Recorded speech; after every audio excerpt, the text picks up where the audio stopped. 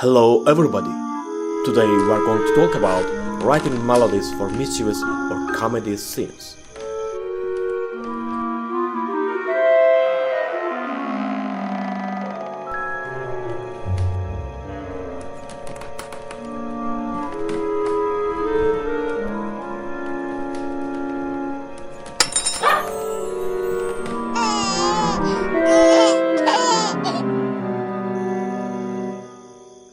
As always, following some rules that I will lay down will be useful for you.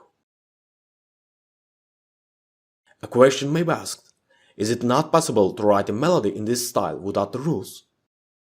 It is definitely doable, but I have to set certain limits for a start. Otherwise, your fingers and brain will lead you to the major or minor scales you have been practicing for years, and you will probably compose irrelevant melodies. Accordingly, you should have certain limits to start with. In time, as your experience grows, you will not even need these rules. So, the rules for the horizontal extension of the melody. Any tone of the chromatic scale can be used. However, the horizontal movement of the melody should be formed mainly in the following intervals: minor second, augmented fourth or diminished fifth, and major seventh. You may ask why these intervals should be utilized the most. Because the first message that the character in the comedy film conveys to the audience is that his actions will eventually result in an uncertain and dangerous event. Right? A composer's task is to exaggerate this scene with his music. Accordingly, we should use mainly the dissonant intervals. Nevertheless, this doesn't mean that different intervals cannot be utilized. Other intervals can also be used by considering going back to minor second, major seventh, or augmented fourth after a few moves. Let's look at one example. I start the melody on the D note. Let's say the next note is F sharp. And then I touch the A note.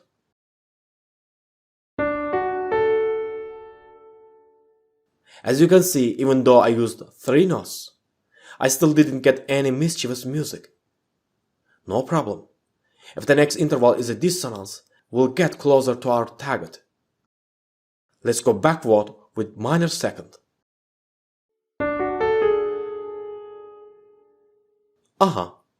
We have got something interesting. The second important point is the melody should not always go in the same direction. If notes move up, the next notes should move backward, then forwards, then backward again. The more zigzagging the movements, the more interesting your melody will be. Let's suppose that the next time we use the consonant interval minor sixth. I can use a minor second again to get back on the road. Let's complete the sentence according to this rule.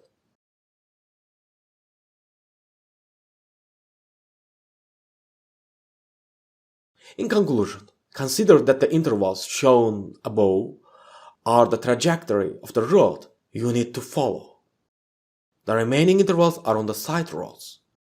No matter how far you stray, always think about getting back on the main road. The third rule. At least the first 4 or maybe 5 notes of the melody should contain different tones of the 12-tone scale instead of repeating the same tones periodically. So, touching different tones each time will take the melody to more beautiful places than you think. The fourth important rule. Furthermore, the melody should consist mainly of syncopated rhythmic figurations rather than a loop of identical figures. The use of notes with varying length is a fundamental principle.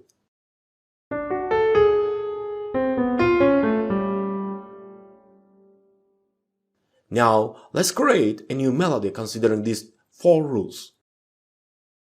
The tempo is a quarter equal to 75. So, I'll start with quarter D. Considering the 4th point of the rule, the length of the G sharp will be a dotted quarter. The next interval is a minor second with the 8th note value. Let's add one more minor second.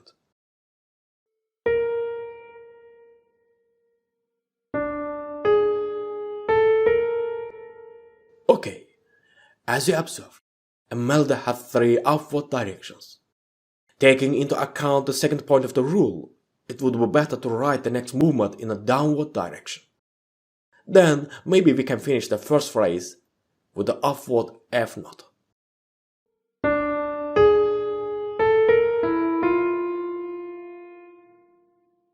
Conclusion. As you can see, I used just augmented fourth and minor second intervals. The melody has a zigzag direction going up and down. I have used 6 different notes of the scale rather than repeating the same notes over and over. In addition, the melody is constructed with variable note length, such as quarter, dotted quarter, eighth, and half notes. In conclusion, avoid writing memorable melodies and rhythms. After all, our goal is to make music for the unpredictable scene of the character. Let's continue the melody after breathing. The C sharp goes down to a minor third interval. Let me add the E to achieve a dissonance. Now I want to add a bit of drive to the phrase. The melody moves up.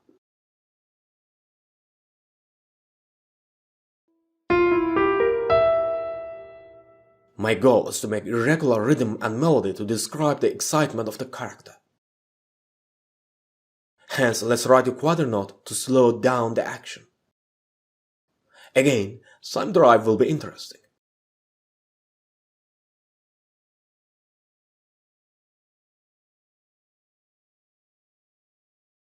Like in the previous one, I tried different tones of the scale and different note length as much as possible.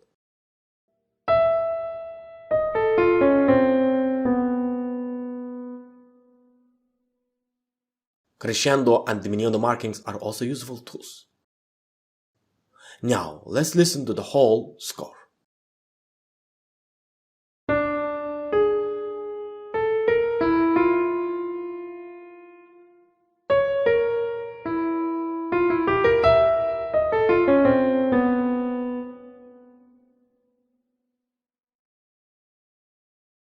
The next step is to enrich this melody with chordal extensions. If you want to learn how to find the best devices, how to get these elements, and which methods have been used, then let's join the Secrets of Orchestration course. For getting discounted prices, click the link below the video, or you can choose the monthly payment method. What you will learn during 2 semesters. Part 1, Orchestral Chord Voicings. In this part, you will learn how to voice 3, 4, 5, and several parts harmony between woodwinds, brass, and the string section. Part 2, Orchestral Texture Making. This part will include lectures about how to find the best registers for solo instruments, how to use unison and active doublings, how to apply warm, cold, and hot devices to your melody, and how to create orchestral textures using different methods like spread, stretch, break, and so on.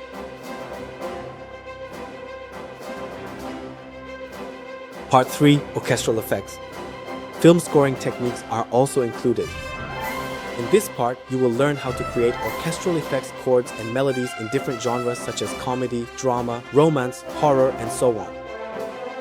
During the course, you will receive new weekly lectures, PDF files, and assignments. Once you complete the entire course, you will be able to easily create devices, textures, and effects for orchestral scores. If you have any questions or need clarification, please don't hesitate to email me at secretsoforchestration@gmail.com. Thank you so much for watching this video today.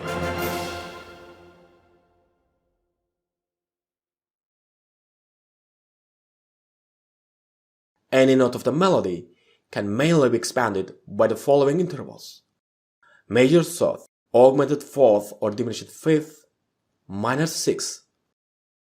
For instance, if the melody tone is the C, then you can write either the A flat, F sharp, or E depending on your choices. Let's expand the melody following this rule.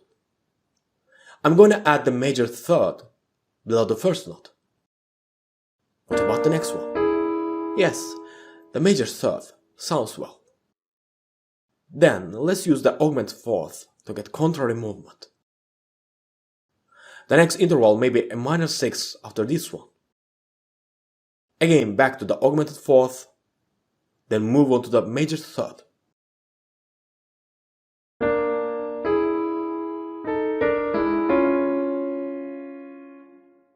This rule will be followed for the next bars. Major third, major third, augmented fourth,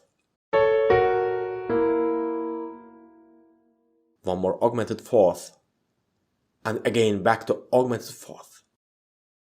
Just check all three options and select any you want. That's all.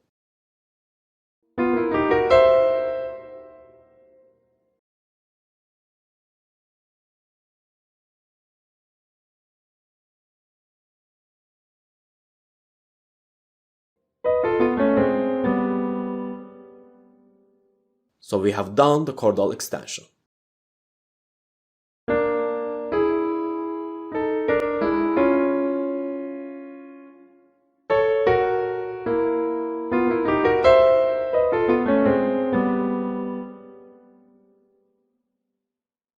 The last extension is to be used to make a harmonic ambience. A single augmented triad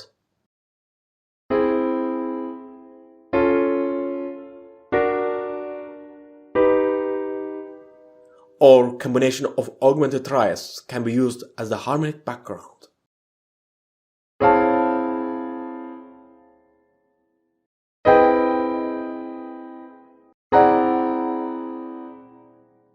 Just check which one is best suited. So we have done the composition lecture, and next we will talk about the orchestration of this melody and harmonic background. Thanks for watching. Bye for now.